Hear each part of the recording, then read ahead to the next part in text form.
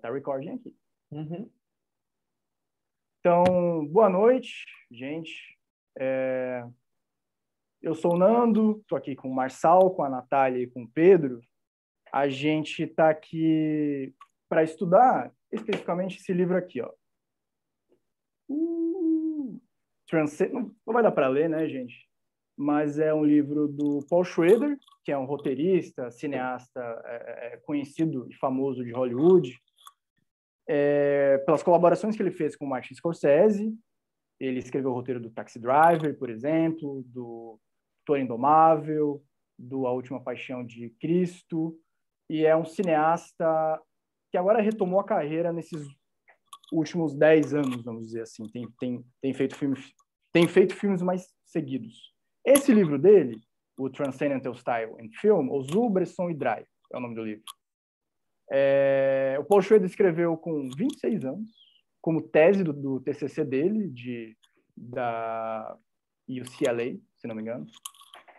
E, como está explícito no título do livro, Paul Schrader vai analisar 3 cineastas, o Ozu, o japonês, o Bresson, o francês, o Dreyer, dinamarquês, sob a ótica desse Transcendental Style, que a gente vai começar a estudar, a debater aqui. O que a gente vai fazer? A gente vai fazer, como são 3 cineastas, 3 capítulos do livro também, a gente vai fazer 3 reuniões para cada um dos capítulos, para cada um dos cineastas, e a gente vai começar, a gente vai seguir a ordem cronológica do livro, né? Paul Schrader começa com o Ozu, e a gente vai começar com o Ozu também. Hoje é a primeira parte do Ozu. Eu queria, antes da gente entrar nos filmes, de fato, a gente vai falar sobre o Era Uma Vez em Tóquio e o Também Fomos Felizes, que são 2 filmes, segundo o Paul Schrader, da metade da carreira do Ozu. Eu queria fazer uma introduçãozinha para a gente, para explanar para os nossos telespectadores aqui, um pouco do que é esse Transcendental Style que o Paul Schrader se dedica a pensar e analisar. Ele separa, semanticamente, inclusive, Transcendental e Style. Style são ideias similares, expostas de uma maneira similar por culturas diferentes. Essa definição de style dele, bem assim, bem tipo assim, vou definir o que é, né, essa parada no meu livro aqui. De Transcendental, ele vai por 3 etapas tentar descrever o que seria essa expressão. Então, ele começa com transcendente, que a gente pode chamar de transcendente, não é? Eu acho, com um T maiúsculo, que é o sagrado, o ideal, tipo, é isso, é o sagrado. Ele fala do transcendental, que é um ato ou uma obra realizada pelo homem que expressa algo desse transcendente, desse sagrado, e a experiência religiosa humana com o sagrado, que seria assim, ele faz uma análise em 3 etapas desse termo. E ele chega depois, não, vamos pensar ainda um pouco mais nesse transcendental para chegar numa coisa mais concisa. Então, não, desculpa, gente. O transcendente em arte, essa seria a segunda. O que seria a arte transcendental? Aí ele faz de novo uma análise em 3 etapas.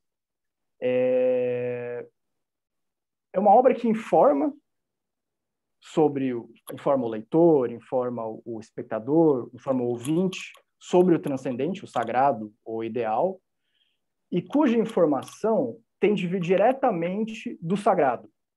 Assim, parece meio... Mas por exemplo, uma escritura bíblica cuja inspiração não pode ser outra senão uma inspiração divina.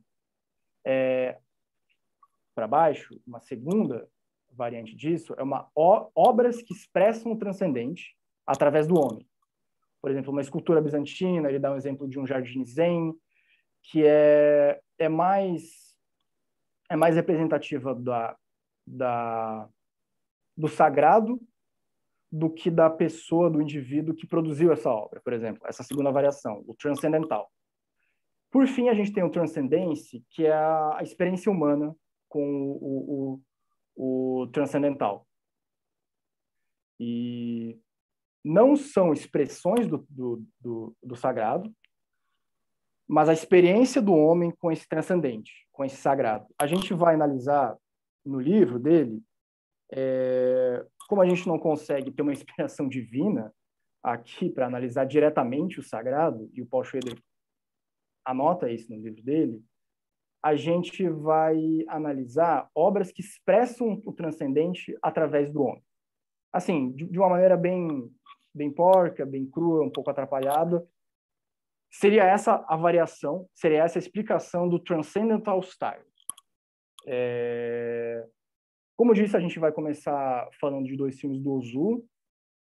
A gente pode também falar de uma maneira bem livre a respeito dessas ideias do Paul Schrader, que a gente deu 50 páginas, né, dessa primeira parte a respeito do Ozu. Tem várias coisas de Zen, de novo, 3 etapas para se expressar através de um filme, um filme transcendental. Mas, enfim, a gente pode também discutir, debater, criticar, por que não, e trazer nossas próprias impressões a respeito dessas ideias que o Paul Schrader vai trazendo, tanto na introdução quanto no uso em específico. Aí eu vou passar a bola para algum de vocês, se quiserem falar, e a gente pode, assim, até antes de falar sobre os filmes em si, falar um pouquinho sobre essas ideias, né, que são, tipo, é uma coisa que demanda debate. Eu queria comentar só essa escolha do Ozu, né, e que ele fala ali que tem uma... Não lembro agora se é o Ozu ou se é o Dreyer que ele coloca ali, que quase não se encaixa, mas que... É o Dreyer, quase não se É o encaixa. Dreyer que ele fala? Isso. Não, então me confundi. Porque eu achei que o Ozu não se encaixa muito, assim. Eu acho que o Dreyer se encaixa muito mais do que o Ozu, assim. Primeiro porque ele começa a definir o Zen como uma prática transcendental, que aí eu já não concordo. Para mim, parece que o Zen está muito mais no campo da imanência. E os filmes do Ozu, para mim, assim, é pura imanência. Assim, não... Ele dá alguns exemplos de transcendência, né? Uma questão emocional lá da personagem do Tokyo Story. Eu não sei os nomes em português, cara. Tokyo Story é uma história em Tóquio. Era uma vez em Tóquio, isso. Era uma vez em Tóquio. Que ele vai colocar ali como se tivesse uma reação emocional que fosse motivada pelo ambiente, né? Ele fala assim, né? Uhum. Eu não concordei muito com essa leitura, assim, né? Eu achei os 2 filmes, assim, um sentido talvez, assim, mais desse religioso, não sei se precisa ser transcendental, que eu achei dos filmes do Ozu, desses 2 filmes, eu assisti 3, com esses 2 que eu não tinha assistido, eu tinha assistido só o Good Morning, né? Então Uhum. são 3, assim. Que ele cita também no decorrer do capítulo, né? Ele cita o Good Morning? Eu não lembro agora. Acho que ele cita bem en passant, assim, né? Isso, bem esse termo aí, bem en passant. Mas essa coisa uma coisa que eu achei bem legal, assim, do que ele trouxe que a coisa, esse estilo, nessa forma, né? Que ele fala que essa coisa de Transcendental Style seria uma forma, né? Uma forma. Seria uma coisa, assim, meio que uma crítica à modernidade e tal, né? E que teria um aspecto meio de missa, de ritual, assim. E nesse sentido, eu acho que a forma desses 3 filmes que eu assisti do Ozu, de fato, transmite essa coisa meio de uma coisa ritualística mesmo, né? O enquadramento, os temas, assim, né? Tanto é que o Early Summer, né? O outro que você falou para ver. Uhum. E o Tokyo Story, assim, quase que são como se fossem, assim, episódios de uma antologia de uma série, assim. Parece que são, assim, continuações, assim, sabe?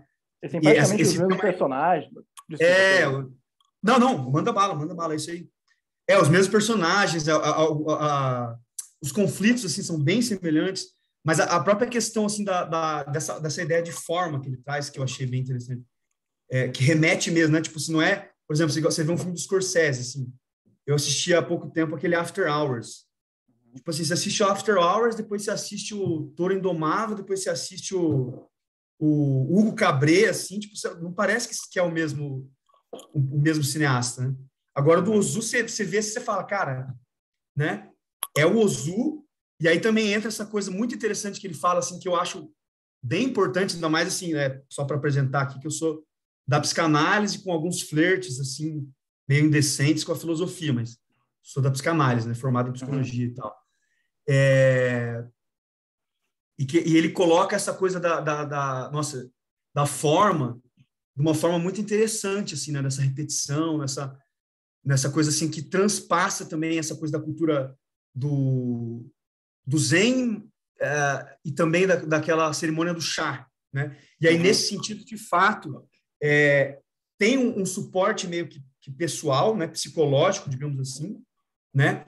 Depois ele fala lá, né, que ele é um cara que nunca casou, né? Aí viveu com a mãe até o fim da vida e tal. E aí tem esse conflito da família, né? Sempre, assim, é uma coisa mais tradicional. E aí os personagens, né? Ah, não, mas vai ser solteirão, mas vai casar, não sei o quê. Mas, ao mesmo tempo, tem essa coisa desse ritual, né? De chá, dessa coisa da monotonia. Só que é uma monotonia super bonita também, né? Com uma trilha sonora também bem impactante, assim, né? Daí tem também uma coisa, assim, que eu acho que ele não analisou muito a trilha sonora também nos filmes, pelo menos eu não lembro dele falando muito no texto sobre a trilha sonora. Para mim foi muito impactante algumas cenas assim. A trilha sonora, né? A primeira briga no Top Story lá, briga assim entre aspas, né? Que eles estão combinando de sair e tal. Aí o filho lá médico tem que atender, né? Aí as crianças ficam puta. Aí a avó leva a criança lá para passear, uma cena bonita assim. Né? Aí ela perguntar: o que você vai ser? Você vai ser igual ao seu pai? Você vai ser médico? Né?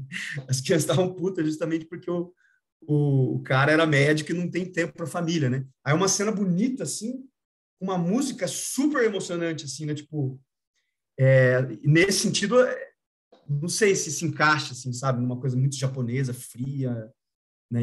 Sei lá, sabe? Mas, enfim.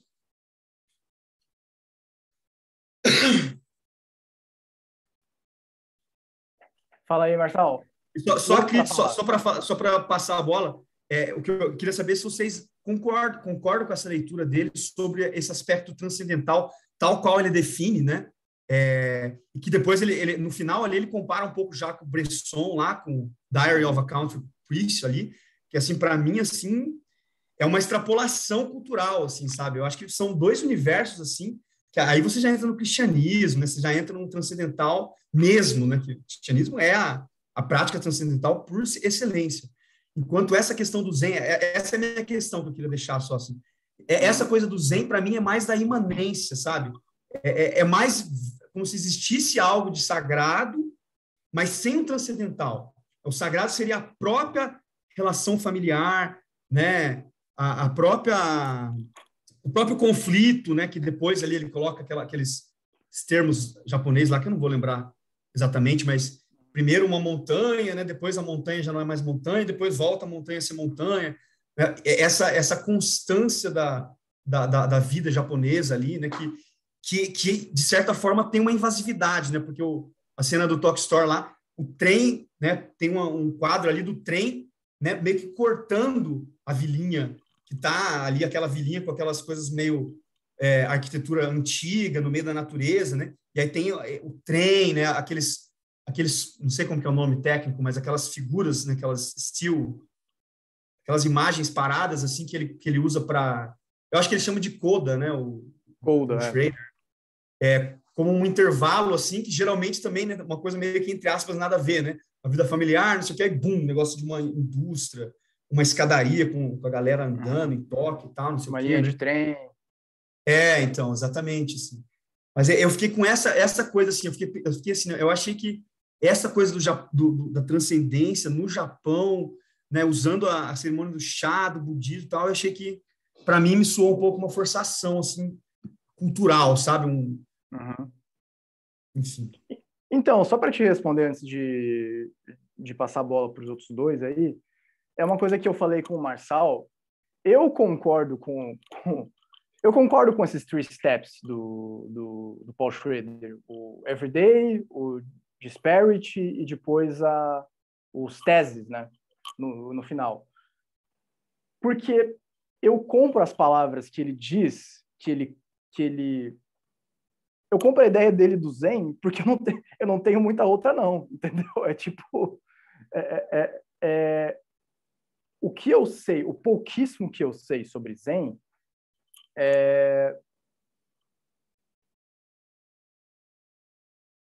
não me desobriga a acreditar tipo, no que está dizendo o Paul Schroeder. Tipo, sabe assim?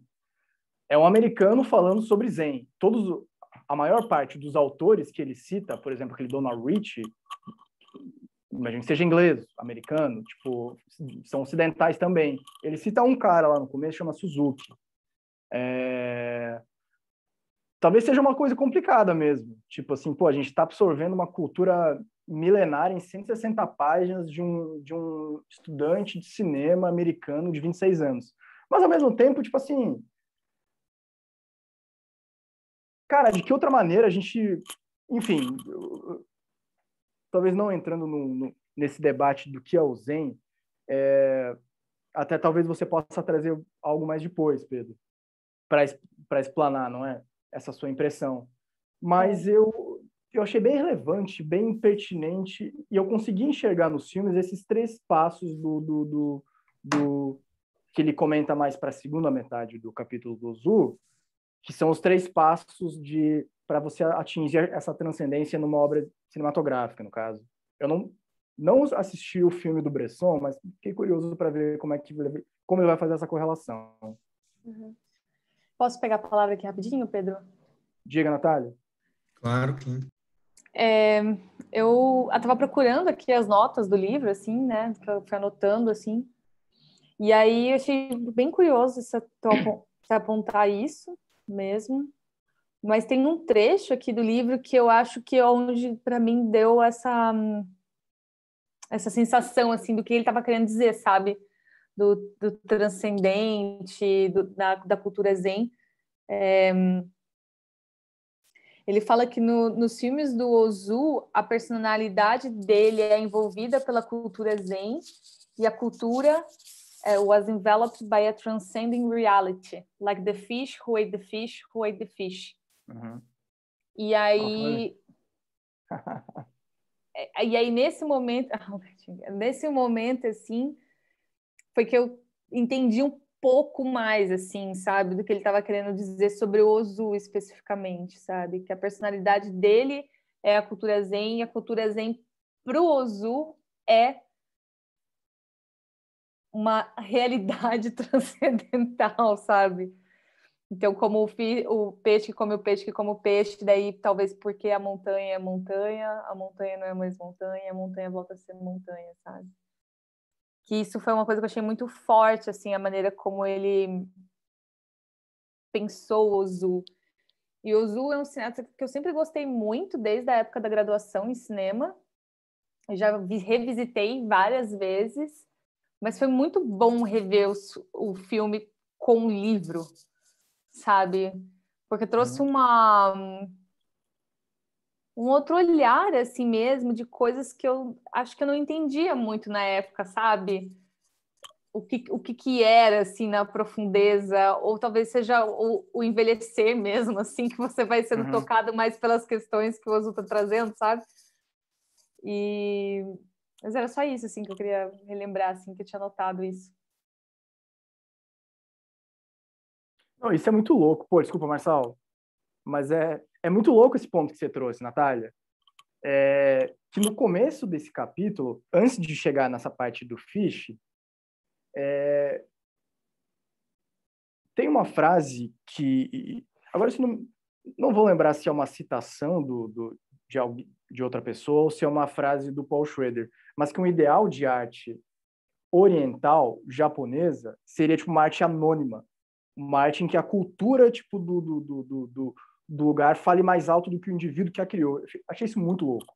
Ele associar isso é total realmente assim, concordância assim, né? Tipo, com a questão da cerimônia do chá, do zen, né? Esse anonimato e tal, de fato é bem concordante assim. Agora, o que eu acho engraçado essa ideia de transcendente é que toda essa teorização que ele faz no começo ali, né?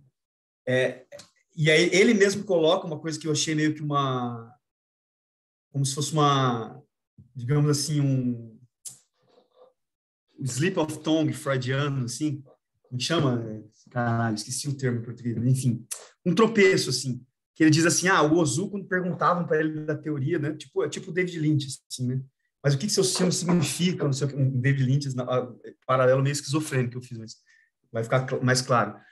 O cara pergunta, né, o que significa seu filme, não sei o que, essas imagens, não sei o que, e aí ele fala assim, o Ozu não conversava sobre isso, não tinha interesse sobre isso. Isso é Zen. Tipo, Zen, tanto é que o Zen, por exemplo, eles não gostam de se definir como uma filosofia, né? O transcendental é uma filosofia, entendeu? Por isso que a religião cristã, ela é transcendental, ela é altamente filosófica, né? Ela vem absorver, por exemplo, Platão e Aristóteles. Então, assim, ela é altamente especulativa, ela é altamente teorizável, né? Teologia. Não tem teologia Zen, por exemplo. Zen eles definem muito mais como uma prática, uma vivência, né? Essa coisa do peixe que a Natália falou, né? É uma imersão do qual você não sai, né? O cristianismo, com essa ideia de transcendental, o que seria o transcendental, tal qual eu né, tenho teorizado, assim, pelo menos, né? É justamente o peixe que sai dessa água, né? E por mais que ele volte se ele voltar para essa água, não vai ser a mesma água. Assim. Esse é um ponto essencial que eu acho que é diferente da cultura ocidental e da cultura oriental. No oriental, digamos assim, voltou ao equilíbrio. No Ocidente não tem essa volta ao equilíbrio. Depois que você sai da água e volta, esse é o transcendental. O imanente ele está desorganizado, né? E a ideia Zen, ela é assim, ela é pura imanência, na minha opinião. Assim, né? Isso que eu achei meio que é essa coisa do Ozu, né? Mas o que significa seu filme e tal? Eu imagino o Ozu lendo a teorização do filme e falando assim, esse cara aí, meu Deus do céu, quanta viagem, assim, sabe? Que é um pouco assim o David Lynch, assim. O que significa teus filmes? Cara, meu filme é o que tá falando aí, não precisa perguntar para mim, né? Vai indagar você com as imagens aí, né? Faz as imagens falar, né?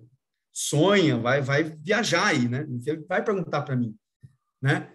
Essa foi só a impressão, assim, sabe, que eu tive, assim, de... E ele traz, porque ele traz, assim, é que eu sou da psicanálise, né? Então, assim, tem uma certa fundamentação teórica, assim, que ele traz um autor que é bem caro ao debate da psicanálise com a psicologia junguiana, por exemplo, que são meio rivais, assim, que é o Mircea Eliade. Não sei se vocês conhecem, já leram, né, alguma coisa do Mircea Eliade. Que é um cara, assim, que tem essa ideia, a ideia dele, ele exemplifica bem a ideia do Mircea Eliade, que é, digamos assim, tudo é né? Aí cada cultura vai falar sobre o sagrado com uma perspectiva, no final a perspectiva seria toda a mesma coisa, e o transcendental, o sagrado seria essa unidade total, né? É uma ideia, assim, que vai desembocar, por exemplo, nas religiões comparadas, né? Você vai comparar religiões diferentes para encontrar elementos iguais, né? E aí é um grande debate, assim, né? Porque isso é o que fundamenta a psicologia do Jung, analítica e tal, e a psicanálise vai por outro caminho. E a Hollywood de hoje em dia é muito fundamentada no Mircea Eliade, né? Nessas ideias assim, arquetípicas, né? De esses três, né? Os três momentos, né? A iniciação do filme, o meio e o final, né? Aquele cara lá, o Joseph Campbell, também, que a galera adora, né? Esses vídeos de YouTube, assim, é sempre, né? Porque é a jornada do herói, não sei o que, tudo é a jornada... Todos os filmes é a jornada do herói, né? Eu acho uma universalização meio barata, assim, sabe? Eu acho meio que você perde um pouco, assim, se você, sei lá, se você perguntar para a tiazinha japonesa que foi lá na época ver esse filme aí do Ozu, o que ela acha desse filme, assim, eu acho que seria sabe? Acho que ela falaria outras coisas, assim, acho que não seria bem isso, assim. Esse é meio que o meu ponto, que eu fiquei incomodado com a inclusão do Ozu, mas já acho que falei demais.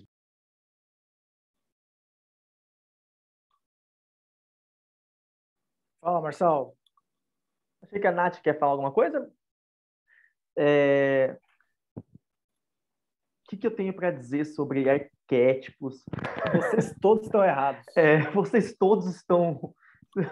Uma heresia com... Eu tenho um depoimento de uma japonesa aqui. Eu vou mostrar aqui. Eu vou mostrar para vocês. Na verdade, algumas coisas assim, né? Porque a impressão que eu tenho eu acho que o Paul Schrader deveria, aí é a minha colocação, eu acho que ele deveria ser mais livre no pensamento dele, em vez de embasar tanto, para não dar essa margem, porque as ideias são bonitas.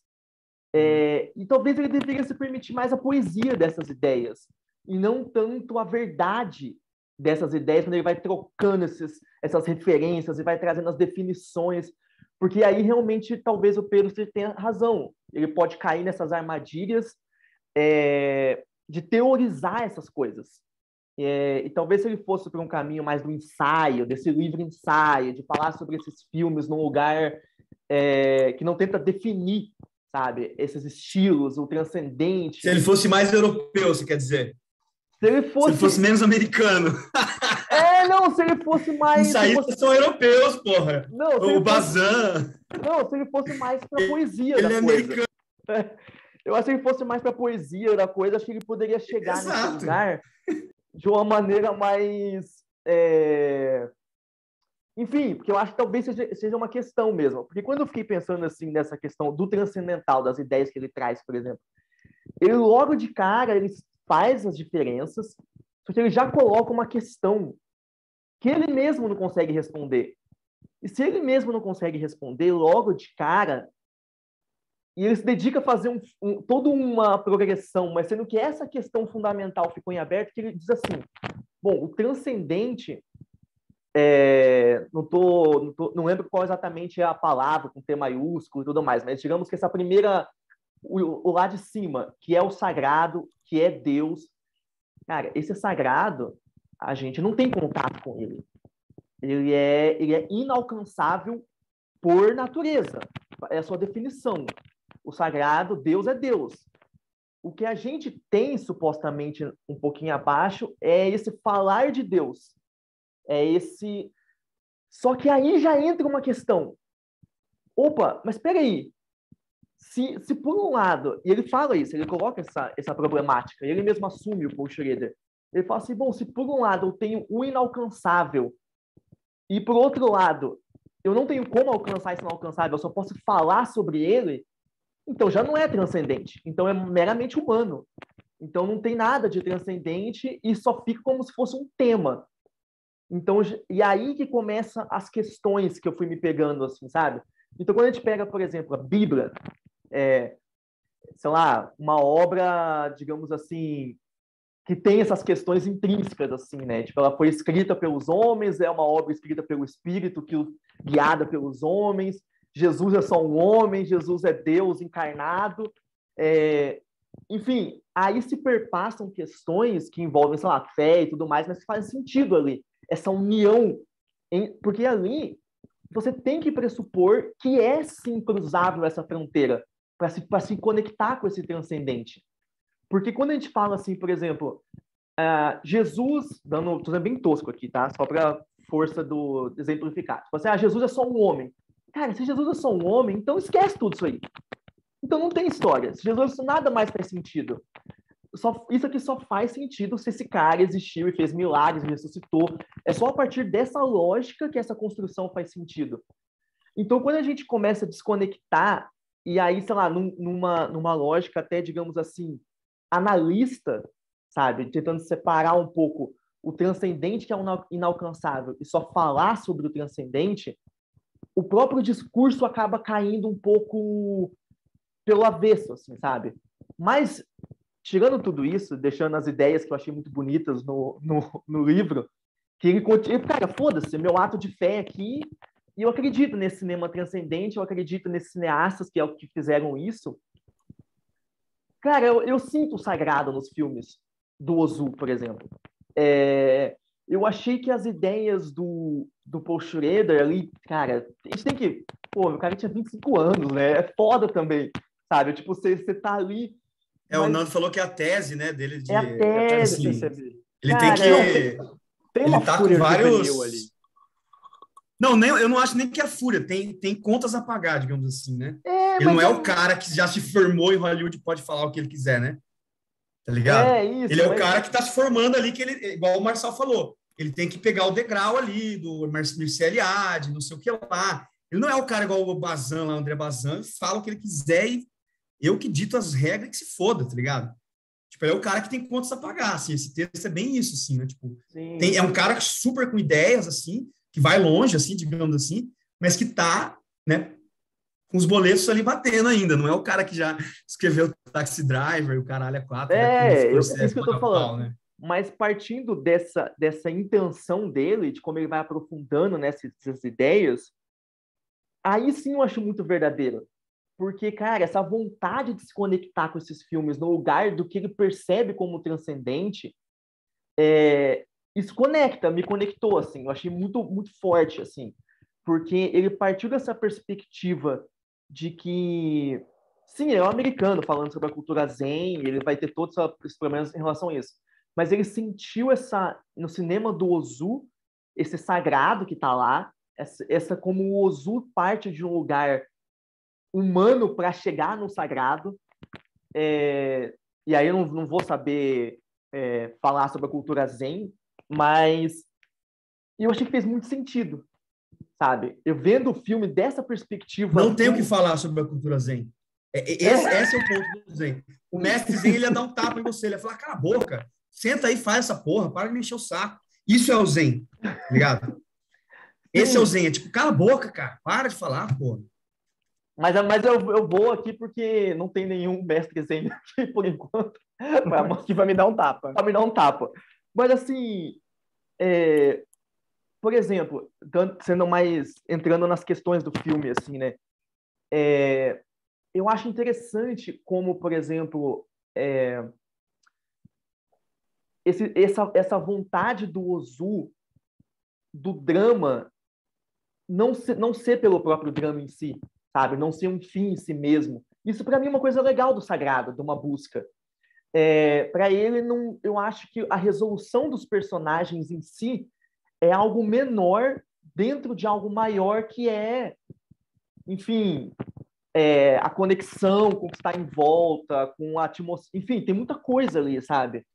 Eu acho que a própria a forma cinematográfica dele, eu acho que isso que é o maior, é o lago que engendra o peixe, tá ligado? Tipo, a fotografia é muito bonita, assim. E com a trilha sonora, né? Tipo, as cenas, assim, são muito bonitas. E é engraçado porque é muito bonito, mas é muito simples, é muito minimalista e tá tratando de temas que são, assim, completamente banais, assim, né? São histórias até meio... Ele coloca lá, ele faz uma comparação com como que é o nome daquele cara lá, o Nagisa Oshima, né? O malucão já mais jovem, violento, acusa, né? Desgraça, o caralho. São temas pequenos, assim, coisas que são meio banais, assim, né? Tipo assim, não são coisas legais do cotidiano, né?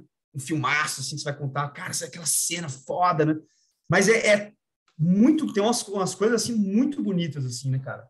E eu acho que aí é uma coisa que ele fala do método do cinematográfico mesmo, né? Da fotografia, da montagem, da trilha sonora, do corte, que faz a coisa ser mais... Isso eu acho que é transcendental, isso eu acho que é sagrado, assim. Uhum. É mais o olhar, assim, que atribui uma beleza onde não teria, assim. Porque se você dá o mesmo filme, você coloca o mesmo filme na mão de um cineasta qualquer, assim, o mesmo filme, assim, script, assim, tudo, certinho. Não, sabe? Pode ser uma porcaria o filme, assim.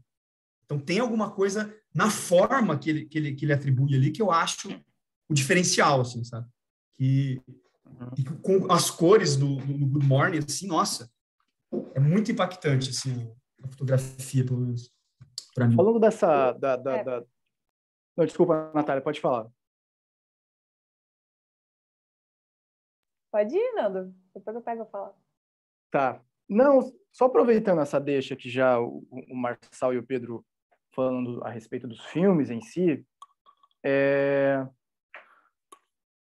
tem um determinado momento no capítulo que ele vai começar a falar, não, tipo, a gente está falando da forma dos filmes, da forma com que o Ozu trabalha os filmes esteticamente, né, para atingir esse transcendente, esse sagrado. E me chama muita atenção que o Paul Schrader coloca como o primeiro passo, né, que é o dia a dia, o cotidiano, que poderia muito bem ser compreendido como realismo, mas ele fala, não, a gente não está no realismo aqui. É um outro tipo de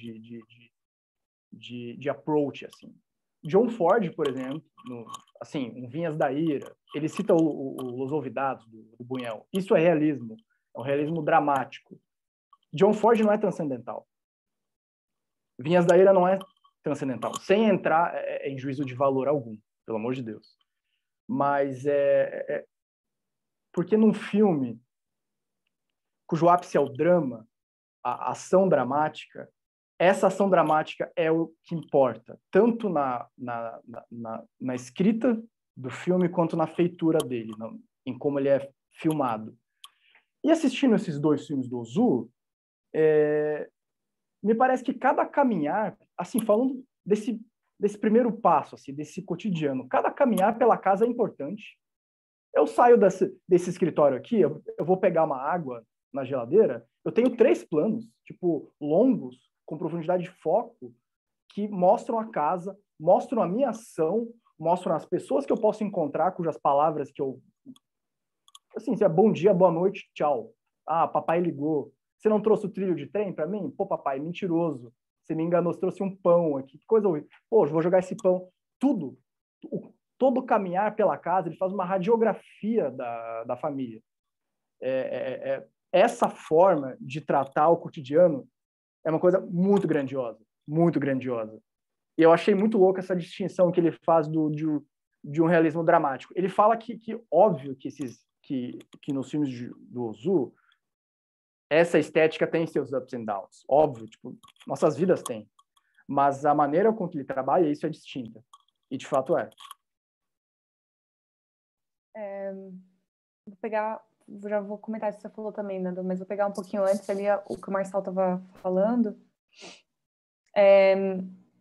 Do sagrado enquanto algo inalcançável, mas, digamos, essa ideia do transcendental e do sagrado, né, dentro da questão de fé, é alcançável, né, para o ser humano, né, essa conexão, né, e eu acho que é desse lugar que o Paul Schrader parte, assim, sabe, é até pela criação dele, depois pelos filmes dele que a gente sabe, né. Uhum. Então, eu acho que tem um lugar que eu acho que é como ele viu o Ozu, sabe? Daí eu também, como o Marçal, também não entendo tanto da cultura zen para falar algo, mas como o Pedro mesmo falou, o mestre zen já fala para a gente não falar nada.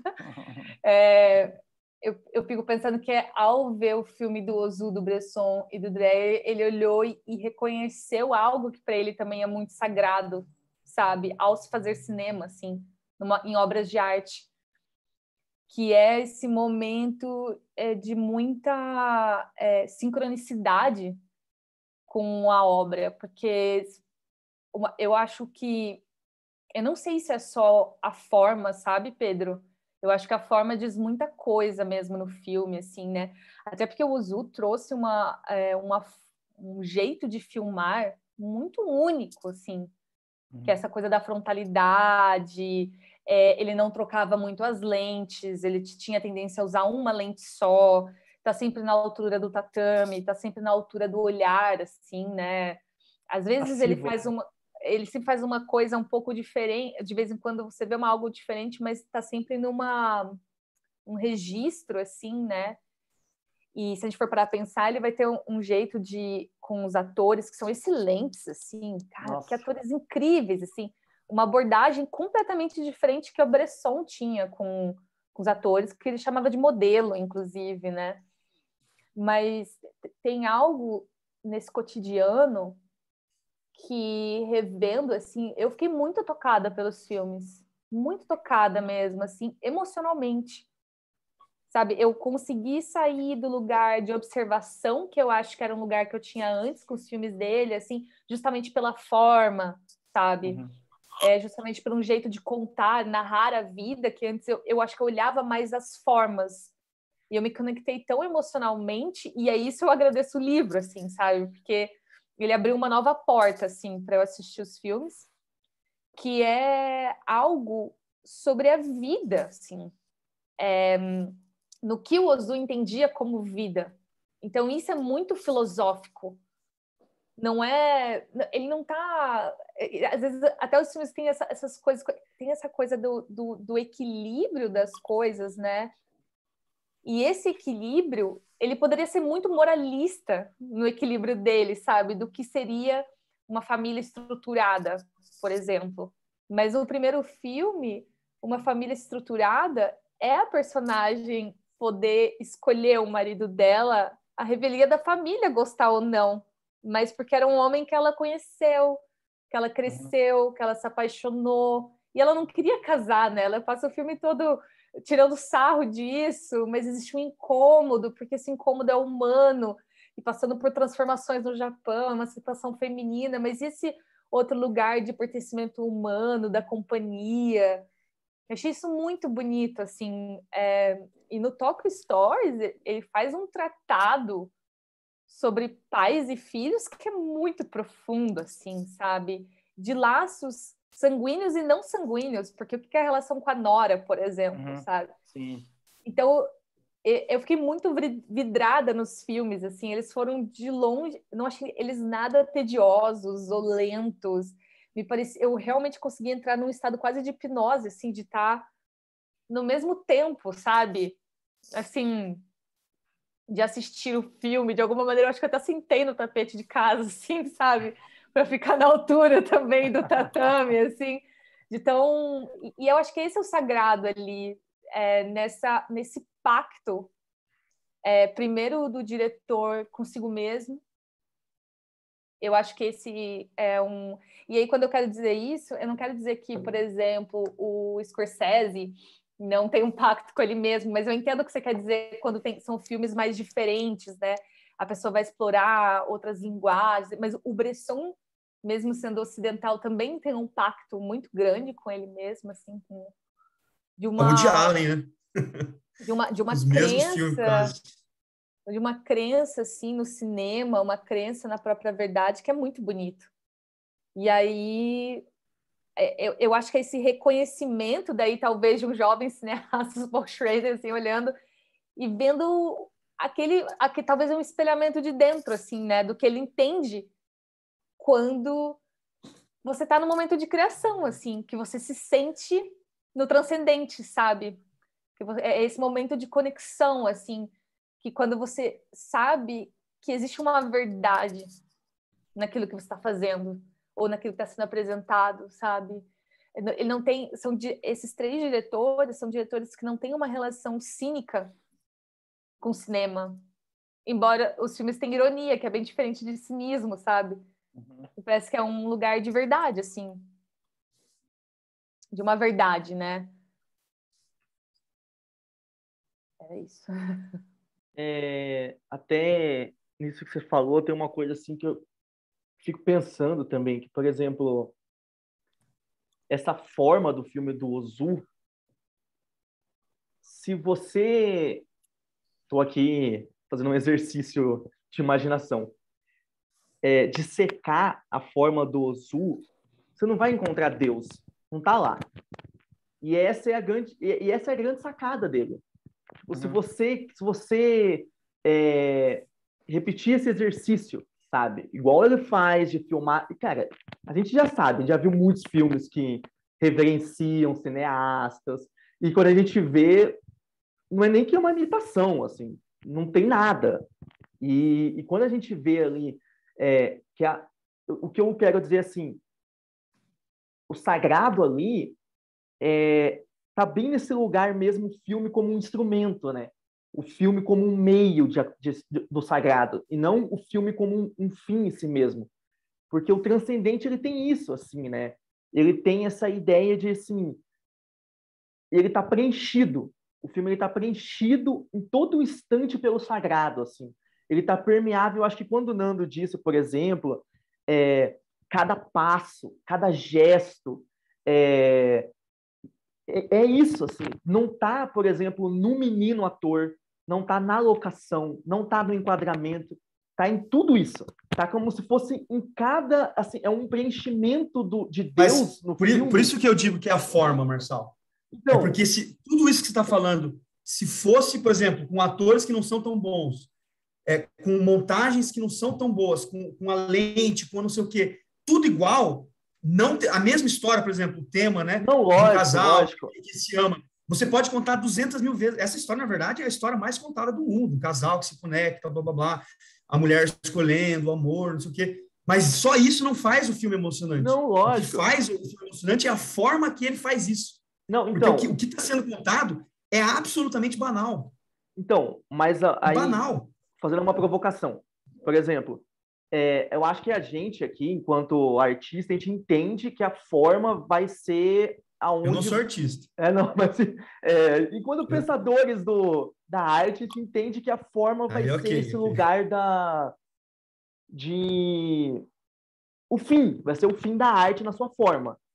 Por outro lado, aqui é uma provocação pensando no transcendente, no transcendental. Cara, o transcendental, ele por natureza, ele não me parece que ele depende da matéria. Essa é uma provocação. Eu acho que a matéria, ela é humana. O transcendente vai além da matéria, ele é além do materialismo. Ele é além da fisicalidade das coisas. Ele vai além do que é real. Essa é a minha provocação do transcendente, não enquanto pensando arte, que arte é forma, porque isso concorda, mas pensando agora como transcendente. Quando a gente pensa, por exemplo, só para concluir, quando a gente pensa, por exemplo, na relação de religiosidade mesmo, né? Na relação do imaterial, do que não é corpo, sabe? Isso, para mim, essa é a grande sacada dessas obras, porque se a gente olha para essas obras enquanto matéria, enquanto material, enquanto forma, enquanto obra de arte, a gente vai ter uma puta obra de arte fodida do Ozu. Mas se a gente começa a olhar para essas obras enquanto transcendente, enquanto transcendental, aí a gente começa a ver Deus lá dentro, aí a gente começa a ver o sagrado lá dentro. E aí é lógico, é uma pira, né? Tipo assim, a gente vai aqui, é um exercício, por isso que eu falei que o Paul Schrader poderia muito bem ter dado esses saltos poéticos assim. Cara, eu vejo Deus lá dentro, sabe? Acho que seria possível, mas enfim, tô só... Não, mas ele faz isso, né? Ele faz isso quando ele diz, por exemplo, eu não lembro qual que é a cena final do Tokyo Story, me lembra alguém aí, mas do Early Summer, né? Porque tem o Autumn, não sei o que, Autumn, não sei o que, Late Summer. O Autumn é depois. Mas o do outono é sobre o casamento, não sei o que lá, e depois é aquela visão de um campo, não sei se de arroz, de trigo, alguma coisa assim. Como é que é? Blooming, né? Como que é? Florescendo, né? Fértil, assim. A imagem da fertilidade, né? E aí uma tradicional passeata lá de um casamento japonês, né? Qual que é o final da última cena, assim, é o japonês lá com o relógio, né? Tocando um relógio, né? Ele meio solitário ali, né? Mas com a resignação, né? Eu acho que, assim, eu achei mais bonito, assim, enquanto esse observador do que a experiência da Natália, assim, de uma imersão, né? Eu não fiquei tão imerso, acho que por ser mais, assim, ser mais ligado ao pensamento francês, assim, eu gosto mais do Bresson, por exemplo, do Diary of... não vou fazer spoiler, né, que o Nando falou que não viu, né? Mas depois, quando a gente vê o Diary of Country Priest, assim, o final para mim...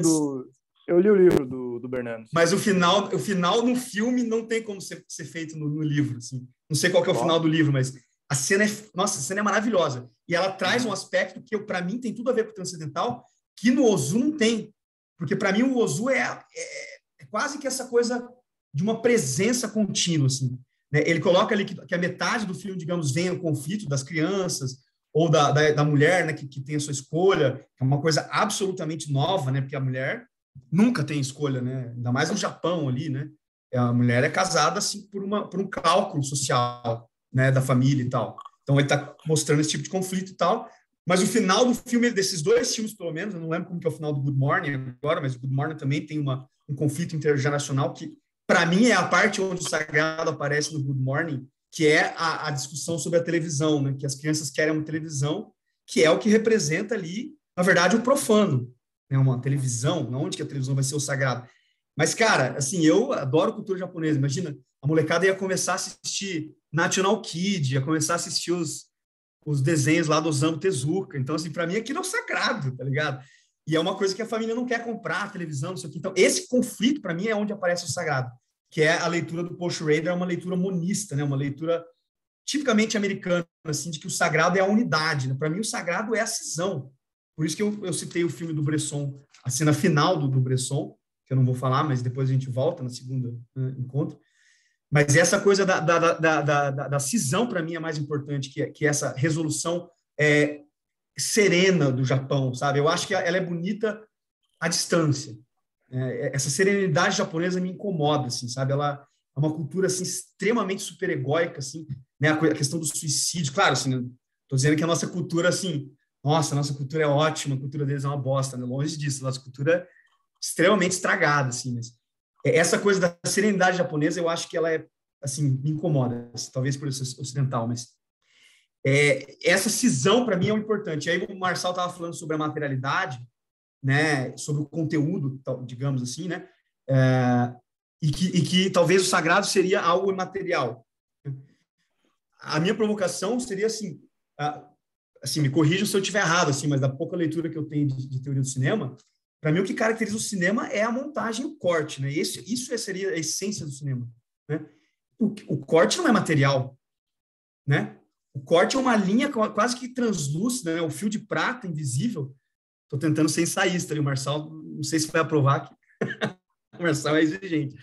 É um fio de prata, né, cara? O fio do sonho é o cinema, né? É um fio imaterial e é o puro corte. Né? O cinema é a arte do corte. E o corte é imaterial, né? Por isso que eu digo assim, cara, pega um estudante ali, amigo de vocês ali, que se formou com vocês, sei lá, no primeiro ano de profissão deles, ou vocês tiveram experiência né, com produção e tal, dá o mesmo script, a mesma história. Uma outra provocação super interessante. Eu fui ler depois. Essa história, ela é uma adaptação de um filme americano. Não sei se vocês viram isso. Não vi. Não é uma história japonesa. E, né? Eu fiquei chocado. Falei, caralho, mas... Né? Que filme? E diz que na época... Cara, eu vou checar daqui a pouco. Aqui, quando eu passar aqui, eu dou uma checada aqui. Mas é baseado num filme americano. E quando o filme saiu na época, né, o Tokyo Story, não teve se eu não me engano, não teve um international release, assim, theatrical release, porque a galera julgou que seria um filme japonês demais. Aí só anos depois que ele foi exibido, e aí ele foi comendo pelas beiradas, aí ele foi se instituir como uma cult movie, assim, né? Filme de culto, assim, anos depois, mas é engraçado, né? Ele é um filme que foi considerado japonês demais, mas o conteúdo dele é de um filme americano. Ou seja, eu estou usando assim para tentar corroborar a minha hipótese vagabunda, né? De que o filme é a forma, né, cara? Assim, a Natália falou do tratamento dos personagens, né? Que não é um cineasta cínico. O Paul Schrader fala, assim, eu estou criticando o Schrader, mas tem várias ideias que eu achei assim super sensacional e que se eu não tivesse lido, talvez eu não teria captado nem 50% do interesse, eu não teria conseguido admirar o filme como eu consegui por causa da leitura, assim, né? Eu não acho que isso é um demérito do filme, assim, eu acho que toda obra de arte exige uma mediação, assim, né? Uma ilusão a gente achar que não, né? Aquele Carrière lá, aquele teórico francês, ele conta da experiência do cinema na África, que tinha que ter um tradutor para explicar as imagens, né? A gente acha que a imagem fala por si só, né? Não, a imagem ela é mais do que o verbal, né? O verbal tinha que ter um cara que traduzia filmes mudos, né? Ele explicava a sequência das imagens, porque não é imediata, nenhuma experiência artística é imediata. Mas, enfim, só para provocar aí. Esse exercício de pensar assim, o mesmo roteiro, o mesmo filme, os mesmos planos para outro diretor, não vai... Mas eu acho que é justamente sobre isso, sabe? Eu acho que é isso que faz o Ozu ser Ozu, o Bresson ser Bresson, sabe? Acho que é um lugar muito perigoso, assim, E aí, nesse sentido, eu concordo contigo que é a forma, sabe? Quando você está querendo dizer assim, é a forma que faz esse filme único. Sim, né? Mas é como se escolhe contar, né? Como se posiciona a câmera, como se faz os atores, né? Mas pode ser um roteiro adaptado, igual você mesmo falou, as histórias são sempre as mesmas, né? Essa história é mais comum do que... E aí, se a gente for para pensar nisso, tá, né? Na Bíblia, daí estamos ferrados, então, em Shakespeare, as histórias mais contadas. Mas, assim, o que me pega um pouco, assim, nos filmes do Ozu É que quando você assiste assim e vê esse reconhecimento de uma verdade do autor, assim, é isso, sabe?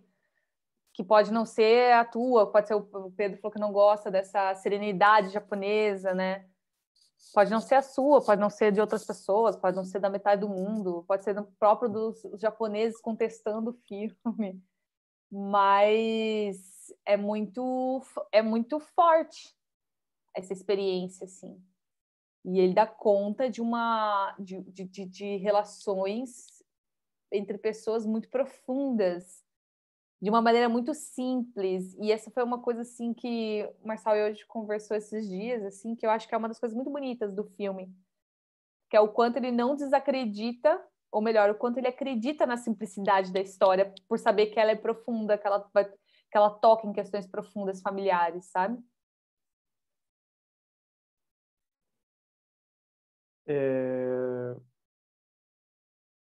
Bom, foram ditas várias coisas aqui. Se eu começar a responder um por um do que eu acho, não, brincadeira. Não, primeiro eu vou discordar de Pedro, vou falar que o corte é material, sim. Mais material do que você pegar um filme e outro filme e grudar no outro, como os antigos faziam, é material, gente. É material e é material, tipo, intelectualmente falando, assim. Você assiste o filme do Eisenstein para ver se não recebe um soco na cara toda vez que esse rapaz corta. É material. Mas, enfim, eu queria... Puta, tem um negócio que eu queria falar lá atrás, quando o Marçal estava falando, que é justamente dessa materialidade e imaterialidade, mas eu quero que vocês me ajudem, porque eu não vou lembrar exatamente do que está escrito no livro, que é na parte, se não me engano, na introdução ainda, que ele fala, tem criticism, transcendental art e criticism, que ele fala... Cara, é uma coisa autodestrutiva. Tipo, e os autores de arte transcendental têm noção disso. De que você evoca uma emoção, você volta para a montanha, por exemplo. A montanha está lá. Tipo, é autodestrutiva. Ele fala que a crítica, a análise é autodestrutiva e a arte é autodestrutiva também. Eu não lembro direito. Mas eu me recordo que tem algo assim, dessa imaterialidade da própria arte transcendental, segundo a análise do Paul Schroeder, óbvio. Depois eu falo as outras coisas que eu queria falar.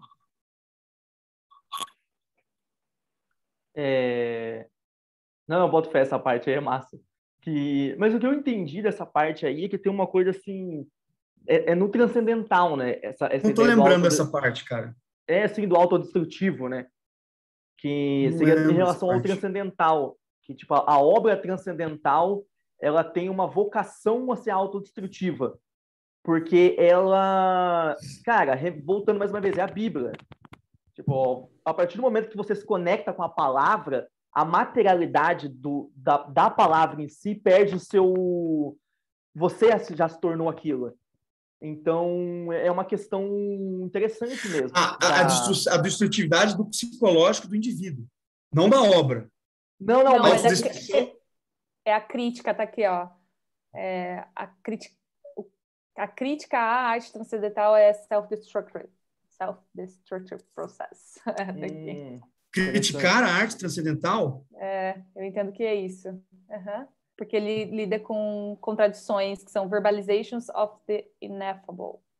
Marçal e Pedro, self-destructive. Self-destructive man. Não, mas eu ia, na verdade, levar, com permissão de vocês, o debate para outro lado, assim, também, que é os filmes, sabe? A gente falar um pouco dos filmes, assim, também, que é da experiência mesmo. O Pedro falou da questão dele com a serenidade nipônica, a Natália falou da imersão. Eu gosto mais de Império dos Sentidos. Eu até mandei uma mensagem pro Nando, fiquei tocado com esse Tokyo Story. Eu fiquei também. Foi um filme que me tocou muito, muito, cara, foi pesado, assim, foi um filme muito forte. Caraca. Assim, cada cena... É engraçado isso, porque eu entendi exatamente o que o Paul Schrader estava dizendo, mas ficava tudo ao contrário para mim. Ficava tudo assim, cara, isso aqui não tem nada de cotidiano, isso aqui não tem nada de everyday life, isso aqui não tem nada de monótono. Mas a própria Paul Schrader falou que não tem nada de monótono, né? Ele só joga essa ideia para falar que, na verdade... Mas até em relação a coisas como slow cinema, né? Que, gente, eu achei o filme muito envolvente, sabe? Um melodrama muito forte. Assim, as cenas que... Sei lá, no hotel, principalmente, eu comentei com a Natália, que o casal tá no hotel dos velhinhos. E, meu Deus, o que é aquilo? E aí eles não conseguem dormir. E só a reação deles acordando de madrugada, meu, aquilo dá uma angústia muito forte, assim, sobre, cara, uma angústia existencial, assim, do que é a vida, sabe? Onde é que você vai parar? Os teus filhos te mandaram embora para curtir um balneário. Não, e é engraçado que ele faz isso. Ele vai botando essas camadas, né? Primeiro, a cumplicidade desse casal, que não precisa dizer nada um pro outro. Não tem nada de maquiavélico naquele hotel, sabe? Cara, é a perturbação. É a perturbação, é agito, é festa. E eles estão velhinhos ali. Cara, o dia no mar que corta no dia seguinte. O que é aquela senhora tonta? Gente, aquilo... Enfim, é muito louco. Enfim, o filme vai cavando umas camadas. Não, sem contar quando aqueles senhores vão pro bar. Não, o bar em si... eu acho assim, o movimento do filme, eu achei que até que o Early Summer, não lembro, enquanto somos felizes, uma coisa assim. Todos somos felizes. Todos somos felizes.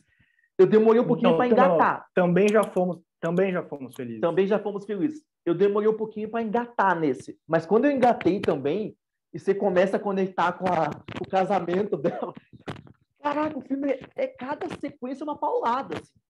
Porque daí começam as questões do casamento. Porque no começo fica uma coisa assim, as casadas versus as solteiras, umas brincadeiras. É engraçado. Comédia.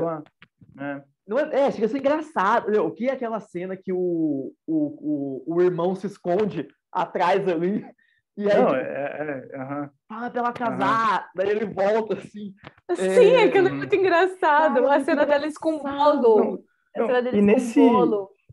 E nesse filme não, tipo, nessa cena do que você citou do spa maluco lá, que eles vão, tipo, na praia, se não me engano, o Paul Schrader fala, mas ele não cita dessa cena específica, assim, que o filme vai cavando, tipo, o filme é tão profundo que ele tem várias brincadeirinhas, vários graus de brincadeira, tipo, de novo, sob a sua forma, que eles acordam, tipo, não, eles chegam nesse hotel e eles estão, tipo, o primeiro plano é eles olhando pro mar, eles falam, pô, esse mar tá muito, cara, tá lindo, olha que mar tranquilo, aí corta pro mar, e a gente vê o que eles estão vendo, e a gente, pô, que mar lindo, mas demora, tipo, um flashzinho de segundo pra gente perceber que o mar tem uns marujos ali, tá meio agitado, aí ele já corta pro spa de noite, tipo, pô, o cara vai fazer uma brincadeira. Cara, eu assisti de novo hoje de tarde. Eu achei engraçadíssimo isso. E caralho, pô, o cara vai preparando o terreno assim, de uma maneira, tipo, muito genial. Muito genial. E, pô, já que eu peguei o gancho que posso falar, ou você quer falar mais uma coisa, Marcelo? Não, eu só ia fazer um último comentário dessa graça do filme, de todos os filmes. Cara, é muito louco, mas mesmo a gente... Eu não sei vocês, assim, mas mesmo eu não sabendo, sei lá, eu sei sayonara, arigato e, enfim. E a gente descobre o casar. E eu sinto que a gente consegue captar as nuances do japonês sem saber japonês. Gente, o tom, sabe? Eles ficam tirando sarro um do outro. Meu, o que é essa... Não, nesse Early Summer... Eu acho que eu nunca vi um senhor dizer tanto só com... Nossa senhora. Cara, aquilo cada vez que ele solta... Que é isso? O mundo, cara, é um terremoto. Ele estremece o planeta inteiro com aquelas resmungadas dele, assim. Como que ela chama? Nikito, né? Nokiro. A Nikiro, ela nunca escuta ninguém. Noriko. Noriko. A Noriko nunca... Ela é muito impulsiva. Nossa, aquilo é muito forte. E, assim, é uma nuance do japonês aquilo. Porque a gente não tem essa... Tipo, não é que ele é um senhor que resmunga. É uma coisa da linguagem, assim. E a gente consegue entender. Porque ele faz de uma forma tão... Nesse lugar de fé aí, sabe? Não sei como é que ele faz aquilo mesmo, mas que é surreal. As brincadeiras de entonação ali, não sei o que, né? Não sei o que, né? Cara, que porra é que... Ai, né? Ai, né? Ai, Toda hora que eu vou repetindo em casa. Ai, gente... Ai, né? E você sabe que elas estão tirando sarro, né? Elas estão tirando sarro, assim, tipo... você é a casada, você... E nos dois filmes tem isso, muito forte. A gente se conecta até com esse idioma que a gente não sabe falar. Tipo, é muito louco isso. Enfim, a gente já viu aí outros filmes japonês, filme... Eu nunca tinha sentido isso. Essa conexão tão forte, igual nesses filmes do Ozu. Assim. Achei isso uma coisa muito interessante também. Não, tipo, só para falar do Early Summer, é que eu acho que... Não, tipo, são duas obras-primas, assim, tipo, vamos dar o nome aos bois, né? Pelo amor de Deus. Eu terminei de assistir o Early Summer e eu tava com um sentimento de felicidade. Tipo assim, meio tipo, eu quero abraçar alguém, eu quero abraçar a Gabi, quero abraçar meus pais. Até porque o Tokyo Story, ele fala de morte ali. Rapaz, quando chega o filho de Osaka e fala, mãe, me perdoe pelo atraso. Meu Deus do céu. Meu Deus do céu. Tipo, você pausa o filme e vai abraçar sua mãe, cara. Fala pra ela que você ama ela enquanto você tem tempo. Que eu acho que é outro grande tema do filme. Talvez a gente não consiga falar hoje. Talvez a gente fale nas próximas reuniões. Porque eu acho que vai estar nos filmes dele também. Cara, o tempo, cara. O tempo. O que de bom e o que de ruim ele traz. O cara dá um relógio de presente pra menina. Trem indo e voltando é tipo... Cara, é tempo passando. É o cara que chega atrasado. Entendeu? Tipo, é a gente que não tem tempo para ver os nossos pais. Porque, tipo assim... Eles trabalham. Tipo, nada mais justo. Tipo, entendeu? Tipo, nessa vida de uma sociedade industrial, ainda mais no Japão, que a gente consegue ver flertes do que aconteceu com eles na Segunda Guerra. Aquela conversa Mas, enfim, não é nem isso que eu ia falar. Eu ia citar, tipo, duas coisas. Uma, assim, dando crédito ao Paul Schrader, quando ele cita aquele negócio lá de mono no aware. Não é aware, né? Tipo, não é a palavra inglesa aware. Eu acho que é aware, né? Tipo, enfim, tipo, não vou saber pronunciar isso aqui. Mas que é aquela coisa a passagem do tempo, o outono. Você tem uma sensação nostálgica em relação a algo que já passou. Isso tá nos filmes. Isso tá. Entende? Quando os velhos estão conversando sobre os filhos, sobre as lembranças deles no bar. Tipo, tá... Ele filma esse sentimento. Ele filma esse mono no aware. Ele tá lá nos filmes.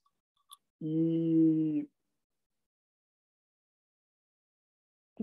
Enfim. Não, eu queria fazer um... Não sei se vai continuar. Não, eu ia continuar, mas eu ia falar tipo do Early Summer. Que assim só para fechar também, Pedro, nesse negócio de conexão e no negócio do disparity que o Paul Schrader coloca, que é o segundo passo. Eu não estava preparado para aquela mulher falar que para a mãe do Kenkichi que vai casar com ele. Aquilo me tomou de assombro. Eu fui assombrado por aquilo. Assombrado. Cara, sim.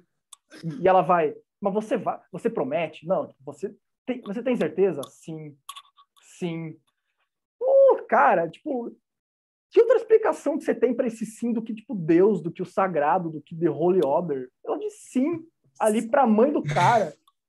Quando o cara volta, ele tá meio, puta, ela quer casar comigo? Tipo, mas eu vou pra Tami. E ao mesmo tempo ele já tinha plantado bem essa decisão dela, né? Ela não é... É bem bonito. Eu vou dar uma só de advogado do diabo aqui, porque tem algo assim tem um paradoxo ali que talvez eu entendo perfeitamente esse argumento de que o filme é impessoal até certo grau, né? Eu acho que tem leituras, assim, principalmente na psicanálise, no início da psicanálise, que são insuportáveis. O Marçal adora elas, assim, né?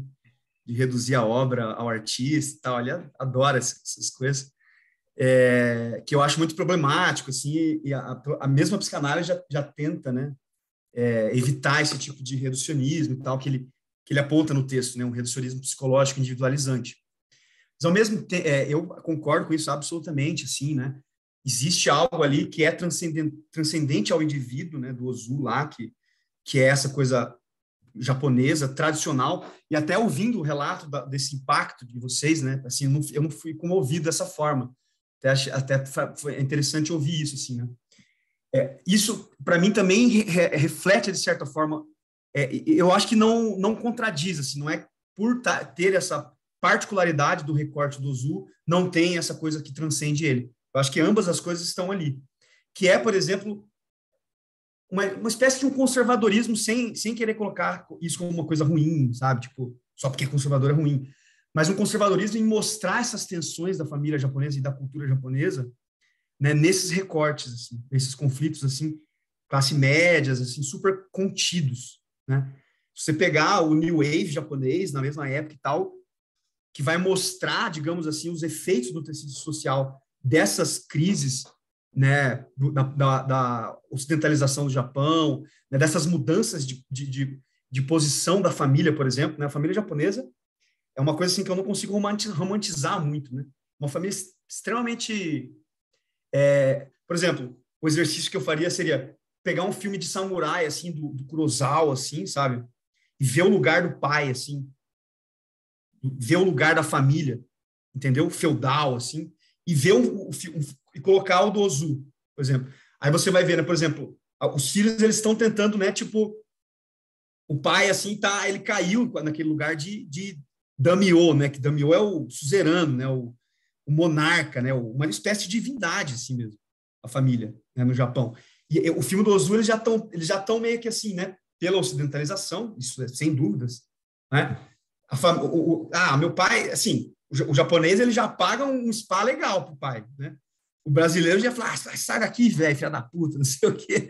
O japonês, ele paga um spa, mas assim, para não ter contato, né? Então, tem uma tensão ali que é importante localizar historicamente, né? E aí eu acho interessante colocar outros, ele dá uma flertada, assim, ele fala, né, desses outros ali que não são transcendentais, o Oshima, né, Nagisa Oshima, não sei o quê, os filmes de delinquência, por exemplo, os filmes de Yakuza, entendeu? Eu acho muito interessante. E o Ozu, ele vai trazer esse conflito, né? Ele vai trazer, digamos que os efeitos no tempo, e aí não só o tempo da particularidade da família, né? O tempo fechado, digamos assim, esse tempo aí mais harmônico, mais da estabilidade, né? Mas parece que é como se o Ozu estivesse tentando conter um tempo histórico, né, num recorte de um Japão muito bonitinho, assim. Isso não tem nenhuma, ele não precisaria fazer diferente, assim, não é uma crítica à obra de forma alguma. Só estou trazendo uma outra coisa para pensar, assim. Eu não me importo muito em pensar, digamos assim, a obra de arte do filme tecnicamente, porque vocês são, né, os do cinema, eu sou de outra área. Estou pensando nos efeitos, assim, né, das imagens paternas, da instituição família, né, da violência, por exemplo, como era a violência antes, né, instituída dentro da própria casa, dentro das próprias instituições, e como isso muda com o tempo, com a ocidentalização, né? E o Ozu parece que ele consegue, digamos assim, no meio de um caos ali que está se instaurando, que ele mostra que tem ali o trem cortando, é uma cena até meio... Aquilo eu achei meio violento, assim, não sei se foi uma impressão subjetiva só, ilusória, mas tem uma cena no Tokyo Story, se eu não me engano, que tá a natureza lá, a cidade, assim, e aí o trem corta, assim, né? Achei meio que como se fosse uma espada, assim, uma katana, assim, cortando, assim mesmo. Assim, eu senti isso, assim. Só que, assim, como se fosse ainda a vitória do Jardim Zen, assim. No final, o personagem, ele olha, tá tudo bem ainda, né? Só que daqui a pouco vem a Yakuza, ou daqui a pouco não, a Yakuza já tava ali, né? A delinquência japonesa, a droga, né? A família, assim, os japoneses matando os pais, assim, socando porrada, tá ligado? Então, assim, tem ainda meio que me puxa, assim, né, uma tradicionalidade, assim, que não é nenhum desmérito, assim, mas que eu acho que também reflete um pouco a particularidade, assim, sabe? Sem tirar essa coisa. Então, eu achei interessante o que você falou, Pedro, porque eu não tenho essa visão do final do Toy Story, assim, desse pai no sentido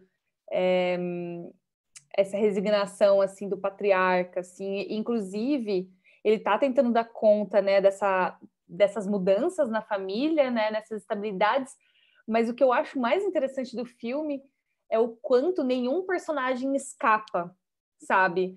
Então, por exemplo, o pai tem aquela filha que é quase uma vilã, assim, né? Tipo, que fala coisas muito difíceis, inclusive aquele momento que ela fala que ela preferia que o pai tivesse morrido, né? Uhum. Ela é a que dá mais pistas que o pai bebia, que o pai era um problema, que o pai só parou de beber depois que a mais nova nasceu. E aí, quando a mãe está conversando com a nora, e aí fala que o filho que morreu na guerra bebia também, então você também passou por coisas difíceis como eu, sabe? Eu sinto que ele tenta não... eu não sinto que ele coloca os pais como um lugar tipo perfeito, nostálgico. Ele só está dizendo que a coisa realmente está atravessada, sabe? E que certas, digamos, hierarquias da vida, dos filhos tratarem bem os pais e os pais serem mestres, né? Que é uma coisa muito...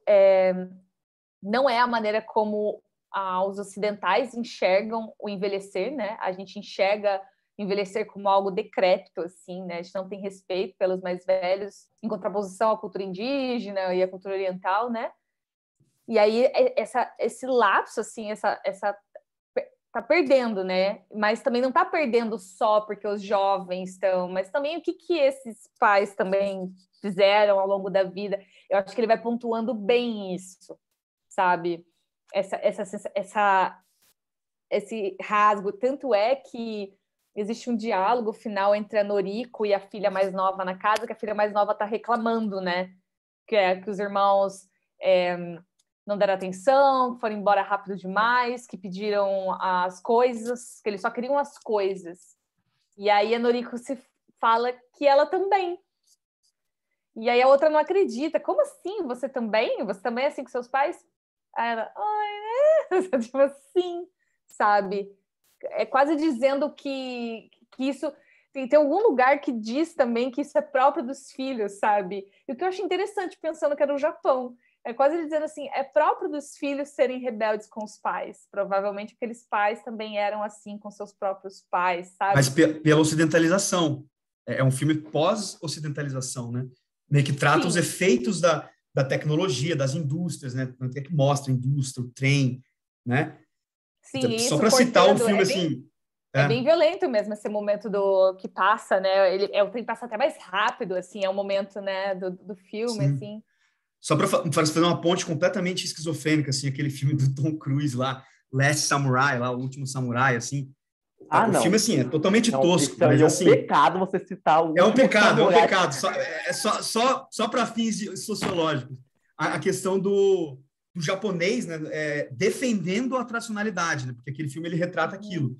A ocidentalização vindo, né, os soldados e tal, aí os caras, né, ensinando os soldados a mexer com armas, assim, de pólvora e tal, e os japoneses querendo lá com as espadas, lá brincar de Kurosawa e tal.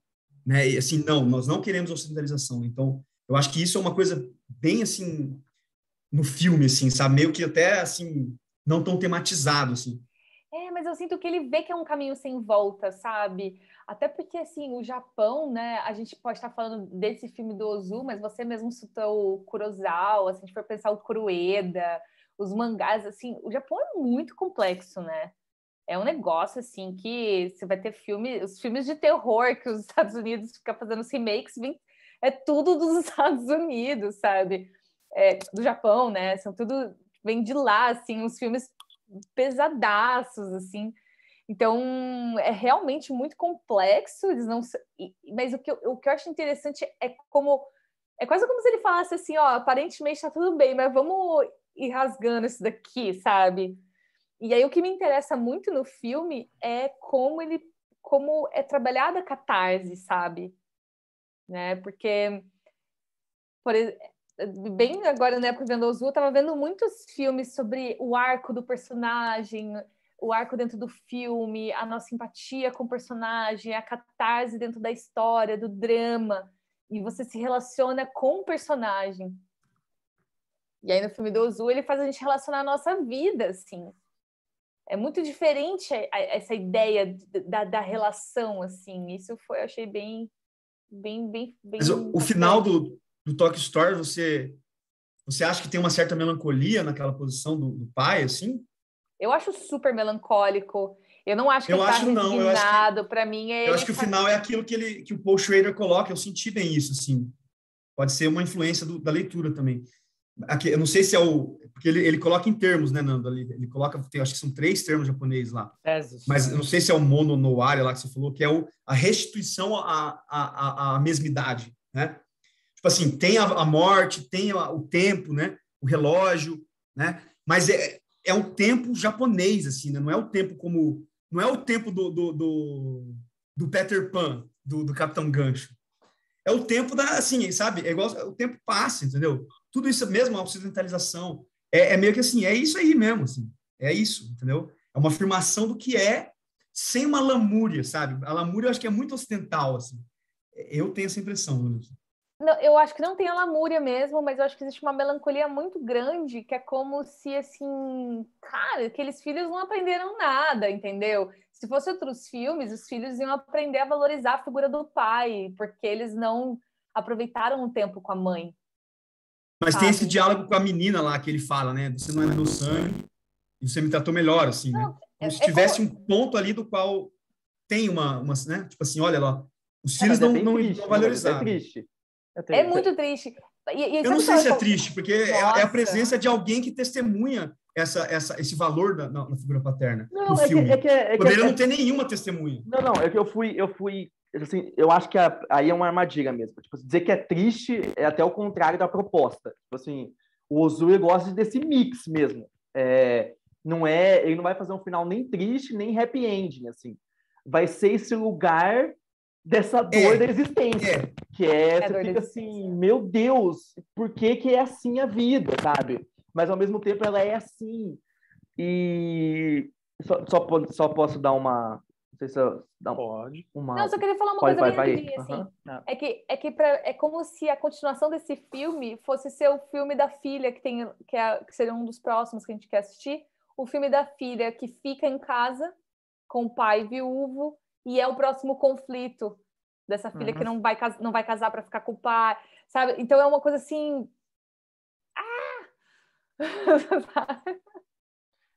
Não, fala, Marcelo, você levantou. Não, é só um comentáriozinho, assim, é que eu acho que esse exercício que o Ozu faz, que é uma coisa... É difícil de descrever até, porque a gente leu até muito sobre isso, eu e o Nando, num outro autor, assim, que estava estudando também, como o distanciar do drama, se distanciar do drama dos personagens, acaba sendo, para muitos contadores de história, falando de cinema principalmente, uma armadilha que não consegue se resolver, no sentido de acabar se distanciando do próprio filme. Se distanciar do que, enfim, de tocar as pessoas, se distanciar da verdade, você acaba fazendo mais uma... Enfim, e ali é curioso como ele faz essas coisas, ele se distancia do drama, ao mesmo tempo que não, sabe? Ao mesmo tempo que o drama tá lá. Então ele se importa muito, eu estou usando termos que obviamente não fazem parte do vocabulário do Ozu, tipo assim, ele se importa muito com o melodrama, mas ao mesmo tempo não é melodrama. E ele tem essas... Nossa, é muito difícil até localizar no filme. A gente conversou sobre isso, eu e a Nath também, as transformações, sabe? Porque é um filme que a gente sente uma transformação, mas que não está bem nos personagens. Enfim, ele vai acessando esses lugares aí que é difícil mesmo. Mas em termos de final do Toy Story, eu acho que o Ozu, ele observa muito bem esse momento que o Pedro descreveu. Ele observa, e eu acho que ele dá um tibum nesse universo de uma forma absurda, assim. porque justamente ele não faz através do drama. Ele não faz esses personagens assim, ai meu Deus, o Ocidente está vindo, sabe? Não, é a vida rolando, é o Ocidente É o comendo, escritório, é é o Bridgestone lá do escritório, é tipo, enfim, as lembranças da guerra, é o filho que morreu, é o outro cara que perdeu os 2 filhos, enfim, desculpa te cortar aí. É isso aí. Gente, a descrição do trabalho da Noriko, ele faz umas coisas muito sutis, assim, que você conseguiu tirar folga hoje? Sim, antes a gente não tirava nenhum dia de folga, agora nós temos os domingos. E tipo assim, estamos vivendo a mesma coisa agora com essas startups, sabe? Tipo, a precarização do trabalho pós-guerra, assim, industrialização acelerada. Muito Pô, doido. eu ia falar, tipo assim, é um negócio bem, não é do Toy Story, mas é uma coisa do Early Summer que me chamou muita atenção, que vai ter de novo nesse filme que a Natália citou, se não me engano é o último filme dele, né, o Rotina Desse Encanto. Não é? Acho que é, né? Enfim, que é, cara, esse sentimento de... Bom, vamos usar esses 3 passos que o Paul Schrader, né, já está falando do livro do cara, ele usa no livro dele, nesse capítulo, para falar tipo, do usuário. A gente observa essa família, a gente observa os pequenos dramas e a dinâmica que essa família tem, e aí há um momento em que isso é interrompido. A gente vê que a montanha talvez não pode ser montanha. Que é, opa, eu não quero casar com esse cara, tipo, não sei, eu quero casar com outro cara. Isso perturba e muito a família como tal qual a gente via até então. E aí tá, eles se resolvem, tem uma coisa meio tipo, tem os suspiros colossais que são terremotos do pai. Tem o irmão, que é tipo assim, cara, a caracterização do irmão, e depois ele vai ser o pai, 2 anos depois, é tipo, meu Deus do céu, é tipo, o cara é o Robert De Niro, que porra é essa? Enfim, o cara é mó brabão lá, mas tipo, quando ele sorri, ele é tipo feliz. Tipo, ele só sorri no Toy Story, mas enfim, voltando pro Early Summer. E a gente, tá, beleza, a Noriko vai casar com o Kenkichi, ela vai para Atami, que, por curiosidade, é a cidade do spa que os pais vão, né, depois no Toy Story, e, por conseguinte, os pais vão para uma outra cidade também, e essa família, ela acaba. Eles falam isso antes do final do filme. Não, pô, a gente viveu 16 anos juntos nessa casa. O menino, o Koichi, tinha 12 anos quando a gente mudou para cá. Não, beleza. E a gente vai a gente vê aquele plano de uma cidade, de uma vilazinha de interior lá, e a gente se aproxima deles e vê eles falando. E eles metem, enfim, eu estava vendo na legenda brasileira, e eles metem aquele momento que eles falam o título do filme, né? Pô, também fomos felizes. Pô, tipo, a gente teve melhor que tipo, eles não são grande coisa, mas a gente teve melhor que a maioria, assim, sabe? Também fomos felizes. Meu Deus do céu. É tipo, a família tá ali, cara. Ninguém morreu como no Toy Story. Eles meramente, tipo, estão separados geograficamente, de uma maneira... Mas a montanha voltou a ser... A montanha é montanha, sempre foi. Tá ali a família. Mas a morte no Toy Story, né, ela é amenizada com... Ela morreu velha, ela viveu, ela teve muitos anos, né? Ela foi feliz, teve a família. Não é uma morte também que, tipo... Ai, meu Deus... Pessoa eu chorei, sumiu. Pô, eu achei forte, cara. É porque você é ocidental, porra. Cara, eu achei forte. Porque você é shrediano, você não é japonês. Não, porra. mas eu entendo o que o Pedro tá falando, assim, tipo, a morte dela, não, ela é muito forte, mas não é num lugar, assim, tipo... Rasgação. O filme continua ainda, né? Que foi aquilo que a gente conversou, Marcelo. Mas isso que você tá falando, Nando, só pra também... É muito doido, porque é uma contradição, assim, ao mesmo tempo que a filha tem que casar, é quando a filha casar que eles iam se separar. Isso. Quando a filha casar, eles podem se separar, exatamente. Exato. E daquela casa. E aquilo é muito forte, porque daí, ao mesmo tempo, ela não casava. Por quê, então? Sabe? Por muitas questões, né? Que atravessam o filme, assim. Tipo assim, o não casamento dela meio que deixa eles ali, né? Tipo, nesse núcleo. Tipo, deixa ali. Deixa a família onde na casa onde eles viveram durante 16 anos. Tipo, Mas às vezes, tipo, sei lá, como em tudo na vida, assim, talvez eu seja ocidental demais, você precisa dar aquela perturbazinha, sabe? Aquela perturbada para tipo, você dar uma... Opa, mexi. Enfim, eu fiquei muito tocado pelos dois filmes. Tipo, eu assisti o Early Summer depois. E eu fiquei, eita, tipo, Eu também tá vi mais o Early Summer depois. E é engraçado porque ele é o primeiro, né? É o Early Summer, daí é o Talk Story. Será? Tô brincando. Depois tem o uso no Good Morning, acho que o Good Morning é o quê? É o último filme? Um dos últimos? Não, mas é depois desse, é de 50 e alguma Porque coisa.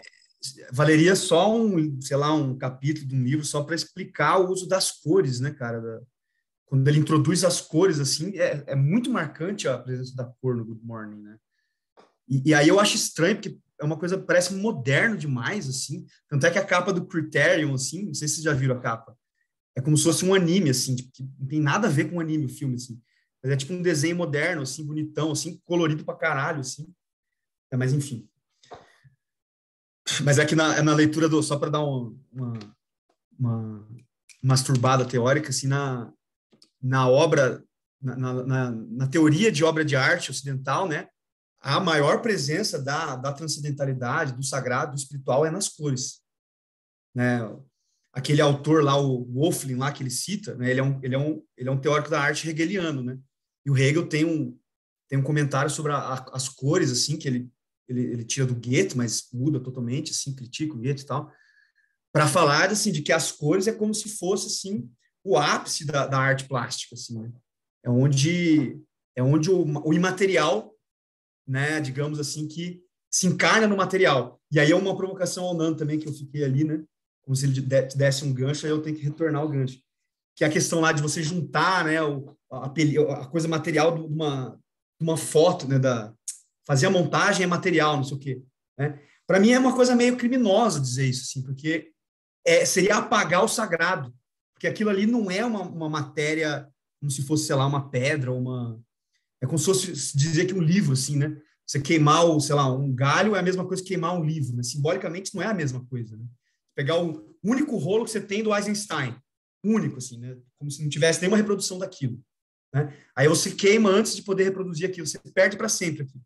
Você não está perdendo só a materialidade da coisa. E ele fala isso, né, no começo ali, né? Um objeto ritualístico, um objeto sagrado, ele não é só material. Ele é como se fosse o suporte de alguma coisa que não se encontra lá. E o que é um rolo de cinema se não é fotografias? E o que é a fotografia? Você vai ver no Walter Benjamin, você vai ter vários teóricos da fotografia, que é a coisa mais louca do mundo, que é uma fotografia. Porque é uma presença de algo que já não está mais presente, é fantasmático. É o espírito encarnado, mas não tão encarnado assim, mas também não está ausente, né? Assim, para mim é o suporte do sagrado, assim, né? E aí você consegue, justamente você consegue ter, assim, o cara fez o filme lá, não sei quantos, a Rússia lá, que ele tá, o comunismo lá, o RSS, acabou já. Agora tem essa merda do Putin aí. Só que com essa obra você consegue retornar alguma coisa que se apagou na crueldade da materialidade pura, digamos assim. Já era aquele passado. E essas fotografias, que são materiais, mas não são tão materiais assim, te permitem reviver e acessar algo que, se fosse pela própria brutalidade do concreto, da materialidade, já era. Não estava mais ali. Né? Que é a função do corte que o Bazin teoriza, né? Tem essa função da montagem como algo assim, que o Bazin vai falar de Deus. Né? O realismo no cinema, para o Bazin, é a presença de Deus justamente por toda essa... Enfim. É um objeto ritualístico. Tem outro livro que a gente leu, Pedro, chama Material Fantasma. Quando a gente está assistindo, quando a gente vê um filme no cinema, a gente está vendo a luz que incidiu sobre o rosto do ator, que imprimiu na câmera, que é o suporte material, e depois a gente está vendo a gente está vendo um material fantasma ali. Mas, enfim, é uma discussão complexa também. Sustento que é o material, mas é um material fantasma. Mas eu não acho que se encaixa como... No começo do texto ele coloca isso. As práticas sagradas, as práticas religiosas, elas precisam de objetos ritualísticos. Por exemplo, o cetro. O cetro Sim, é sim. é o portador de voz. O cetro não é qualquer objeto material. Não é, por exemplo, um carneiro que você pode sacrificar, queimar e botar fogo. Você não pode botar fogo no cetro, entendeu? Nesse sentido que eu acho que é um material também. Por exemplo, eu acho, filosoficamente, eu acho que tem umas coisas assim. Justifica, porque ele era muito jovem, né? Início da faculdade, pô, já fez um puta de um trabalho com um cara que está saindo da faculdade. Mas, assim, essa dicotomia completamente sem comunicação que ele coloca entre o imanente e o transcendente, assim, eu que gosto de estudar Hegel, por exemplo, já me brocha, assim, né? Porque o imanente e o transcendente, eles se comunicam, na verdade, né? Assim, essa coisa de que o Marçal falou lá no começo de Jesus, não sei o quê, toda a simbologia de Jesus ele se encarnou, é o Deus, é o verbo que se fez carne, porra. Isso eu acho muito bonito, e aí você vai ver no Bresson, é exatamente isso, assim, né? É um verbo que se encarna, é uma espiritualidade que se encarna, não é uma espiritualidade inefável completamente, mas ela é infinita, né? Aonde ela se encarna não quer dizer que ela é reduzível ao olhar, reduzível à interpretação, reduzível à análise. Daqui a 100 anos vão voltar a ver essa obra e vão ter mais interpretações, né? Não é reduzível, não é redutível.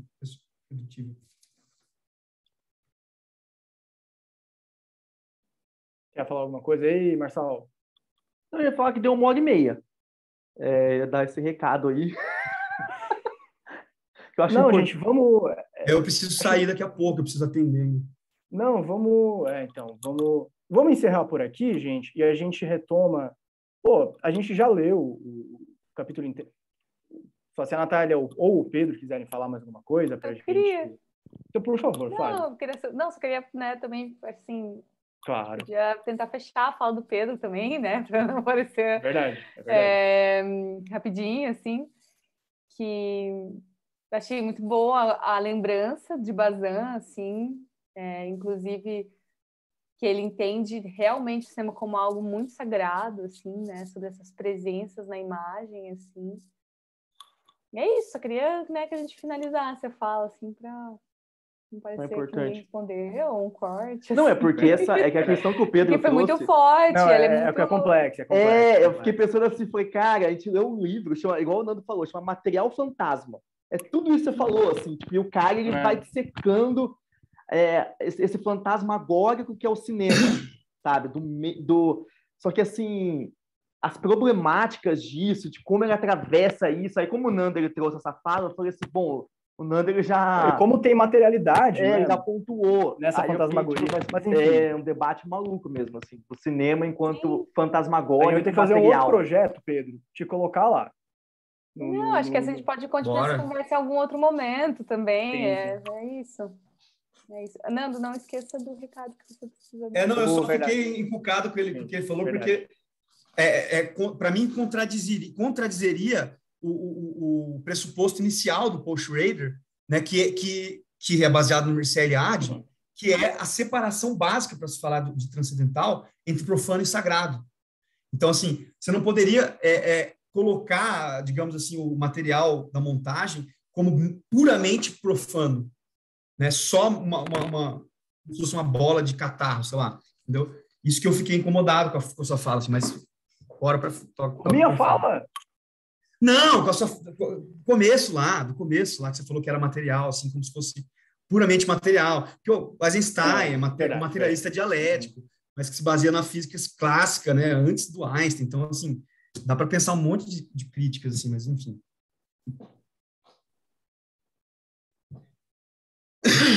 O recado. Uma discussão complexa. Tem que falar o recado, gente. Bom, vamos encerrando aqui, então, a primeira reunião. Cara, obrigado, gente. Obrigado, Marçal. Obrigado, Natália. Obrigado, Pedro. Cara, é muito importante, assim, eu acho que todas as reuniões, mas principalmente a primeira, assim, a disponibilidade de vocês, as ideias de vocês, o debate que foi gerado, acho que foi interessante, vai ser ainda mais.